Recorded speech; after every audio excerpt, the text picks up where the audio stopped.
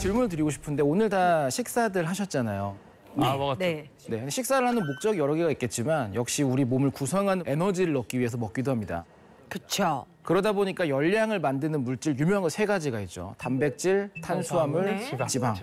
그 외에도 비타민이라든지 무기질 같은 것도 우리가 자주 섭취를 하면서 우리 몸을 좀 더 좋게 만들려고 노력을 하는데 근데 이 모든 것들이 사실은 다 화학물질이고 이렇게 말하면 좀 불편하실 수 있지만 커피 하나만 먹는다 하더라도 커피를 만드는데 화학물질이 1000개가 들어있습니다. 이 중에 어떤 거는 우리를 피로해서 깨게 하고 어떤 것도 향이 되기도 하고 되게 다양한 물질이 있는데 근데 우리가 사실 화학 처리라 그러면 무조건 안 좋은 거라고 하지만 화학 처리를 통해서 오히려 더 순수하고 퓨어하게 만드는 과정도 반드시 존재하는 거잖아요. 그렇죠. 그런 게 없으면은 불순물이 섞였다라는 말한 상태가 돼서 몸에 좋은 걸 먹어도 문제가 되죠. 내가 마시는 독약 기름이라는 이 문장처럼 우리는 지방이라는 말을 들으면 되게 안 좋은 거다라는 느낌을 모두가 받을 수밖에 없습니다. 지방이 왜 중요하다고 하는 건지 혹시 생각해 보신 적 있으신가요? 아무래도 기름기가 빠지면 존재할 수가 없는 것 같아요. 그러니까 물만큼이나 중요한 게 기름인 것 같아요. 너무 정확하게 핵심을 딱 찌르셨는데요. 맞아요? 빨리 나오면. 네, 거의 뭐 3분의 1, 70% 정도가 수분이다라는 말이 있는데 그럼 그 물을 쏙 빼고 나면 단백질이랑 지방이 그 나머지의 85%나 되고 심지어 지방이 40%나 됩니다. 그 말 이게 쓸모가 없는 거였다면 우리 몸에 이렇게 많이 놔둘 필요도 없고 그럼 지방이 또 어디 쓰이냐? 콜레스테롤이라는 거 많이 들어보셨을 거예요. 네. 그래, 콜레스테롤 많이 먹으면 몸에 안 좋다 이런 말도 있는데 콜레스테롤을 아예 안 먹으면 몸에 더 안 좋습니다, 사실. 우리 몸을 조절하는 호르몬들, 뭐 여성 호르몬과 남성 호르몬도 있고 인슐린 같은 걸 제어하는 호르몬이나 이 모든 호르몬을 만드는 첫 재료가 콜레스테롤입니다. 그리고 콜레스테롤도 지방으로 구분됩니다. 안심하고 먹어도 되겠습니다. 적당히요. 적당히 먹어줘야죠. 네. 지방을 같이 먹어야 되는 종류의 식품도 있어요. 지용성 비타민과 수용성 비타민으로 나뉘죠. 그래서 지용성 비타민 이름 그대로 기름에 녹는, 얘는 기름에 볶는다거나 조리를 해서 먹어야지 물에 삶아봤자 별다른 흡수에 전혀 도움이 안 됩니다. 자, 그러면 이런 영양소가 공급됐을 때 인체에서 뭐가 제일 중요한가? 뇌가 있고 심장이 있겠죠. 이 둘 중 하나만 잘못돼도 우리는 생명을 유지할 수가 없다라고 생각하니까. 근데 그중에서도 뇌가 지방과 굉장히 밀접한 관련이 있는데요. 뇌를 구성하는 성분의 60%가 지방입니다. 지방질이네. 그래서 회백질을 가지고 있고 약간 물렁물렁하다라고 이야기가 되고 하는 게 다 지방 성분으로 되어 있어서 지방 섭취가 부족하면 우리 뇌에도 문제가 발생하겠죠. 부족하면 일어난 여러 일 중에 염증이라는 걸 고민할 수가 있어요. 사실 염증은 어떻게 생각하면 큰일이 아니긴 합니다. 근데 문제는 염증이 방치되면 다 암으로 바뀌는 문제가 많고 맞아요. 그럼 이런 염증들을 어떻게 하면 더 줄일 수 있느냐. 놀랍게도 여기에도 지방이 또 관여를 하고 있습니다. 그럼 어떤 지방을 먹어야 될까? 그래서 이제 제일 유명하고 우리가 많이 알고 있는 건 역시 오메가3. 오메가3가 먹으면 좋은 점을 한번 딱 정리를 하고 넘어가야 우리가 좀 더 쉽게 느끼니까 오메가3를 먹으면 우선 세포의 대사가 빨라져요. 대사가 빨라진다는 거는 나쁘게 생각하면 이거 너무 늙어버린다는 거 아니야? 할 수 있는데 노화. 그런 문제보다는 노폐물을 빠르게 배출하고 너무 좋다. 또 산소와 영양소를 빠르게 활발하게 써서 얘가 더 건강해진다. 복구도 빠르고 더 생장도 잘 되고. 사실 우리는 우리 미래, 건강 이런 걸 생각해 본다면 연구가 어떻게 되고 있을까? 궁금하다. 이게 또 어디 다른 데 좋다라는 게 알려져 있는 거 없을까 궁금할 수밖에 없어요. 오메가3를 섭취하면은 우리 혈관 건강에 도움이 된다라고 많이 광고가 되고 있습니다. 그리고 이것은 사실이고요. 그래서 오메가3라는 거는 여러 작용이 있지만 혈관 세포들을 건강하게 만들 수 있는 기능이 있고요. 그 과정에서 염증을 가라앉히고 또 염증이 가라앉는다면 콜레스테롤 같은 게 많이 쌓일 일도 없어요. 그러네요. 지방을 녹여서 배출한다라는 말도 있는데 이렇게 들으면 오메가3만 넣었다고 지방이 다 녹는 게 말이 되냐. 사실 지방은 물은 물끼리 섞이고 기름은 기름끼리 섞이는 것처럼 우리가 기름때를 벗겨내려면 뭐 기름 성분으로 드라이 클리닝을 하든지 아니면 세제를 넣든지 이렇게 하지 물로 아무리 씻어도 안 되잖아요. 안 되죠. 그래서 기름을 넣을 수밖에 없어요. 근데 우리 몸에 아무 기름이나 그냥 들이부으면 되느냐. 그게 아니기 때문에 넣을 수 있는 안전한 기름을 고를 수밖에 없고 좋은 기름. 그게 오메가3인 겁니다. 고중성 지방 혈증 성인 남녀 42명을 대상으로 실험을 실제로 합니다. 8주 동안 오메가3를 섭취하게 했더니 중성 지방 수치가 48%가 감소했습니다. 많이 거의 절반으로 떨어진 거죠.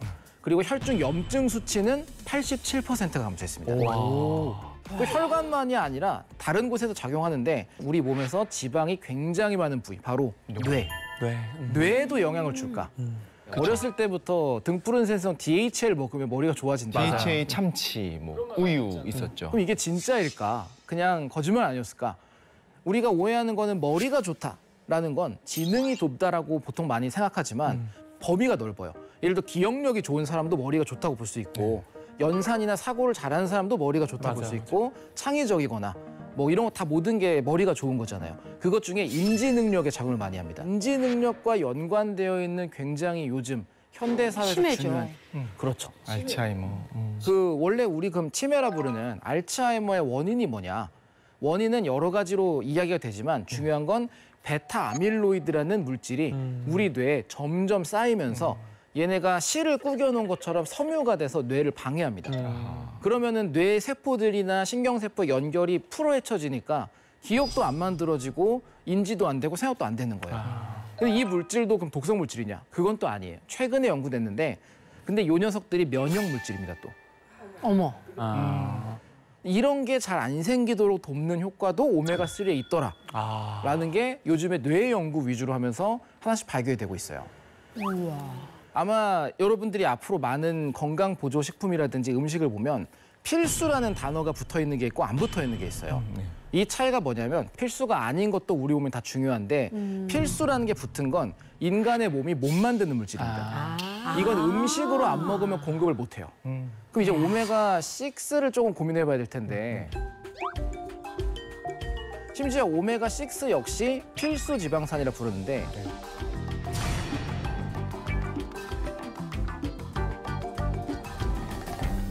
오메가6는 오메가3랑 같은 역할을 비슷하게 해요, 기본적으로는. 우리 세포를 구성합니다. 근데 문제는 6가 너무 많아지면 세포가 좀 경직돼 버려요. 심지어 아까 전에 말씀드렸던 위험한 문제를 했던 염증. 이 염증 작용에 관여하는 게 오메가6입니다.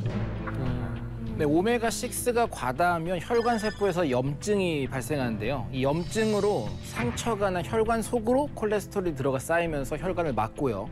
그것 때문에 고혈압이나 고지혈증, 심장질환 발생을 높이게 되기 때문에 높은 염증 수치는 결국 암을 발생시키기도 합니다. 이렇게 들으면은 6를 먹으면 안 될 것 같잖아요. 네. 그건 아니고요. 3도 6도 우리 몸을 구성하는 데 중요하고 식품마다 들어있는 것도 다르지만 우린 이걸 현명하게 먹고 하려면은 좀 알아야 된다. 그 오메가6가 현대인들을 왜 이렇게 많이 먹게 됐냐. 이게 목축을 하면서 그렇게 됐어요. 맞아요. 왜냐면 옥수수 같은 곡물들이 오메가6 비율이 굉장히 높아요. 근데 이것들을 먹고 키워진 소나 이제 옥수수도 먹고 곡물도 먹이잖아요. 얘네들의 6 비율이 높아지고 우리 먹이사슬이라는 걸 보면은 점점점 포식자가 생겨서 농축이라는 게 되잖아요. 그래서 우리 몸에 6가 계속 늘어나는 겁니다. 우리의 식습관 때문에 생겨난 일이고 핵심은 그거네요.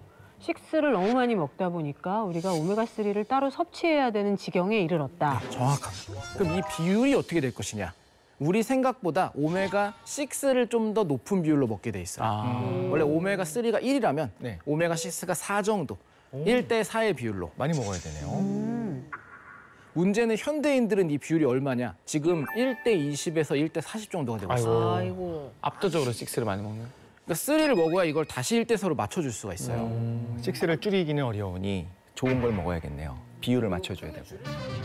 오메가3가 세포막의 유동성을 높여서 움직임을 빠르게 하고 또 오메가6는 그 반대적인 역할을 해준다라고 하셨는데 그 비율에 대해서 우리가 좀 정확하게 공부하고 넘어갈 필요가 있을 것 같아요. 네, 맞아요. 사실 오메가3랑 6가 있지 않습니까? 이 3 같은 경우는 몸속에서 자전거 체인으로 봤을 때 체인에 이 기름칠하면은 이렇게 미끌미끌해서 잘 이렇게 자전거 페달 밟을 수 있는 것처럼 윤활유 같은 역할을 한다고 해요. 그래서 이 부족해지면 좀 염증 반응이 증가될 수 있고 이게 결과적으로 연쇄적으로 심혈관 질환이나 뇌기능 저하를 유발할 수도 있고 결국 이 오메가3가 우리 몸에 많다면 이 오메가3가 세포막에 잘 흡수가 되지 않습니까? 이 세포막의 움직임이 빨라져서 영양소 및 호르몬 그리고 산소가 빠르게 세포 내로 들어갈 수 있게 됩니다. 또 세포 내 활성산소 등의 이 대사 찌꺼기 배출도 원활해져요. 그런데 이 오메가3와 함께 우리 세포망을 구성하고 있는 또 다른 지방산인 이 오메가6가 존재한다고 해요. 그래서 이 두 지방산은 결과적으로 혈압 조절, 혈액 응고, 또 염증 반응, 면역 및 알레르기 반응 등 이 다양한 체내 조절 반응에 관여한다고 합니다. 그래서 지방을 많이 먹는다고 무조건 혈관이 막히는 건 아니거든요. 뭐 어떤 지방을 먹냐에 따라 달라질 수 있고 이 포화 지방이든 또 불포화 지방이든 결과적으로 문제는 이 오메가6의 비율, 이 또 다른 지방산인 이 오메가6가 너무 높아지면 이게 딱딱해지면서 이런 노폐물 배출이랑 영양소 흡수 이런 것들이 좀 느려질 수 있겠죠. 이게 오메가3랑 오메가6가 그대로 사용된다기보다 우리 몸에서 다양한 형태로 전환이 되는데요. 이 전환시키는 게 저절로 변할 수가 없다 보니까 효소라는 분자들이 요거에 작용을 합니다. 근데 문제는 이 두 분자가 너무 비슷하게 생겼으니까 효소들이 얘네를 구분을 못하고 그냥 내 주변에 많은 것부터 바꾸기 시작해요. 그러니까 오메가6의 비율이 너무 높아지면 오메가3는 정상적으로 사용될 수가 없고 오히려 오메가6의 대사 물질인 염증성 물질만 늘어나니까 오히려 안 좋아지는 거죠. 그래서 이 비율을 조절하는 게 1대4라는 비율이 최적점이다라는 게 이유가 있는 겁니다. 제일 좋은 거는 정말 골고루 먹는 거지만 그게 어려운 분들은 꼭 오메가3의 비율을 높이는 쪽으로 노력하시는 게 좋을 거예요. 과거의 식단을 생각해보면 그 채집 수렵 단계에서 먹었던 것들은 그냥 먹다 보면 자연스럽게 우리 몸에 가장 알맞은 방식으로 오메가3, 6의 비율이 유지가 됐을 거예요. 근데 사실 이렇게 되게 된 이유 중에 하나가 교수님도 말씀해 주셨지만 옥수수 사료를 먹인 그 소고기를 우리가 먹기 시작하면서 마블링 많이 만들려고. 그렇죠. 결국은 산업화로군요. 그게 참 맛있어요. 또 하나는 기름이 없었어요. 우유로 만드는 버터가 하나 있었을 거고 올리브유가 왜 유명했냐면 올리브유는 기름이 잘 짜져요. 그러니까 쉽게 짰는데 그게 아니면 오히려 곡물 같은 데서 콩에서 기름을 어떻게 짭니까? 굉장히 노동 집약적이었는데 이제는 쉽고 잘 사용하다 보니까 너무 많이 먹는 거예요. 그래서 예전에는 축제가 있을 때 귀하게 키우던 돼지를 한 마리 잡아야지만 전을 부칠 수 있는 맞아요. 기름이 나오니까 그렇죠. 돼지 기름에서 탁 녹두 부친 게 붙이는 냄새가 저쪽에 나오면 그냥 사람들이 그냥 맛있어. 줄라발을 쫙 서가지고 그거 한 조각 먹겠다 그런 이야기들을 우리가 듣고 자랐는데 이제는 우리 식단하면 제일 먼저 금지해야 되고 튀긴 음식부터 제일 맞아요. 먼저 나오잖아요. 이런 것들이 아마 오메가6를 계속 축적시키는 게 아닐까. 근데 여기서 저는 또 궁금한 게 뭐가 있냐면 소고기에 대해서 얘기를 안 해볼 수가 없을 것 같아요. 아까도 우리 얘기가 나왔었잖아요. 소고기에 대해서 좀 얘기해 주세요. 이제 소고기도 역시나 그 지금 말했던 비율과 관련되어 있는 현상을 볼 수 있는 굉장히 대표적인 건데요. 이 과거의 소고기들은 지방이 약간 노란색 기운이 지금보다 높았다고 그래요. 지금은 아주 새하얗게 그렇죠. 인 같은 지방을 마블링이나 아니면 지방 덩어리로 가지고 있잖아요. 근데 과거에 이렇게 노란색이었던 이유가 풀을 먹고 자랐던 녀석들은 이제 비타민 종류가 K1, K2 이렇게 여러 개가 있는데 네. 이 K1을 가지고 섭취가 되면 소가 이거를 활용을 하면은 비타민 K2가 되면서 소의 뼈를 더 튼튼하게 만든다고 해요. 지금은 가끔씩 뭐 다큐멘터리 뉴스 보면 뭐 너무 사료만 먹고 갇혀 지냈던 소들이 잘 못 일어나고 쓰러져 있는다거나 뭐 앉은뱅이 소라고 부른다거나 이런 것들이 생기는 게 풀을 골고루 못 먹어서 그런 경우도 있고 또 풀 등에 있는 베타카로틴 이게 흔히 말하는 당근 등에 있는 그 색소인데 네네. 이게 원래 정상적인 식습관을 가는 소면 지방에 이런 색소가 끼면서 이 약간의 노란색의 지방을 갖는다고 해요. 지금 약간 요새까지죠? 이건 당근색이고요. 당근색? 이것보다 좀 많이 흐린색. 네. 근데 지금은 옥수수를 먹거나 곡물을 먹여서 키우니까 지방은 하얘지고 얘네들의 오메가6는 계속 늘어만 가고 아이고. 그걸 우리가 먹고 이런 식으로 흘러가고 있는 겁니다. 지금 소가 살을 찌우고 결국엔 마블링이 많아야 사실 맛있잖아요. 맞아요. 혀에 맛있잖아요. 그래서 그렇게 만들기 위해 계속 옥수수 사료. 예, 이 옥수수가 탄수화물인 거잖아요. 아까도 말씀하셨지만 결국엔 살이 찌는 이유는 탄수화물 때문인 거고 이 소를 강제로 살찌우기 위해서 옥수수를 먹였는데 문제는 그 옥수수 한 번씩 먹는 건 괜찮습니다. 괜찮아요. 그런데 항상 옥수수만 먹고 사는 소의 경우에 문제가 생기기 시작하는 거죠. 실제로 옥수수 안에 있는 오메가3와 6의 비율이 1대 60이에요. 그러니까 그 안에 있는 지방의 비율이 딱 그대로 1:60이라는 건 아니지만 분명히 자기 몸을 구성하고 있는 건 먹는 거잖아요. 그러다 보니까 우리가 그 기름을 주로 먹게 되면 식스의 비율이 높아질 수밖에 없죠. 네, 그래서 이 옥수수의 오메가3 대 6의 비율은 이제는 1:100 정도까지 올라갔다 그러고 실제로 이 옥수수살을 먹고 자란 소고기는 오메가3와 6의 비율이 무려 1:108까지 증가되는 경우도 있다 그래요. 편합니다. 그럼 일반적인 황금비는 1:4인데 1:108이면 뭐 27배 정도가 6 비율이 올라갔다라고 볼 수 있는 거죠. 그럼에도 불구하고 많은 분들이 이런 물가도 오르고 그래서 최대한 가성비에 따져서 가공식품을 많이 먹는데 그 가공식품을 만드는 과정에서 결과적으로 오메가6 비율이 높아질 수밖에 없어요. 그렇겠죠. 기름도 그렇고 성분도 그렇고. 그래서 이게 미국인들의 이제 지방 조직의 오메가6 농도를 측정해 보니까 9.1% 정도를 유지하다가 최근에는 이제 21.5%로 무려 136%나 오메가6 농도가 증가했다라는 이게 이제 표면적으로 질병으로 더 많이 드러날 수밖에 없겠죠. 가공식품 워낙 많이 먹으니까. 맞아요. 생각해보면 가공식품 만드는데 그 건강한 유기농소로 만들 리가 없잖아요. 그렇죠. 없죠. 그러다 상식적으로. 보니까, 그렇죠. 네. 저는 아까 우리 장홍재 교수님께서 말씀하신 것 중에서 DHA 성분 몸으로 다 알겠어요. 정말 뇌, 이 머리에도 영향을 미칠까 하는 게 지금 사실 굉장히 궁금하거든요. 이 오메가3의 비율이 높아짐에 따라서 세포가 좀 더 대사가 좋아지고 활성화된다라고 말씀을 드렸던 게 이 세포가 뇌나 신경세포에게도 적용이 됩니다. 그러다 보니까 뇌의 세포들이 좀 더 빠르게 정보를 전달하고 작용하고 하는 것은 결국 우리 인지 능력을 높이고 더 기억도 개선하고 최근에는 그 알츠하이머만큼이나 많이 걱정되는 게 ADHD, 우리의 그 집중력에 대한 문제가 생기는 이 ADHD에 대해서도 긍정적인 영향을 준다라는 실험 결과들도 있어서 무조건 이걸 먹기만 한다고 모든 게 해결되는 건 아니지만 적어도 이 물질 자체는 뇌에 긍정적 영향을 미친다라는 건 알려져 있기 때문에 우리가 안 먹을 이유는 역시나 없겠죠. 맞아요. 그러네요. 또 세포막의 오메가3 비율이 낮으면 세포 대사가 느려지면서 정보 전달이 차단되거나 왜곡되고 뇌 기능이 떨어지면서 치매까지 오게 된다는 연구 결과도 있거든요. 미국에선 외상성 뇌손상의 치료에 오메가3를 사용을 해서 효과를 봤던 케이스가 있거든요. 이 탄광 사고의 유일한 생존자로 일산화탄소 중독으로 인한 뇌손상을 입은 랜달 L 맥클로이 주니어, 그리고 교통사고 외상성 뇌손상을 입었던 그랜드 버진, 역시 교통사고로 뇌손상을 입었던 보비 등 고함량의 오메가3 투여 후에 회복된 사례가 좀 있습니다. 그것뿐만 아니라 우리가 현상 유지가 굉장히 중요하고 노화를 좀 극복하고 싶어 하잖아요. 네. 오메가3가 부족한 사람의 뇌가 더 빨리 늙는다는 연구 결과까지 있어요. 아이고, 그래서 올 뭐 것이 왔군요. 이미 늦었죠. 제 어렸을 때 제 뇌는. 하지만 적어도 이걸 유지는 하고 싶은데 지금이라도 먹어야 된다. 오메가3 수치가 낮은 분들이 수치가 높은 분들에 비해서 뇌 용량이 작고 문제 해결 능력이나 추론 능력이 좀 낮게 나왔다라고 하고요.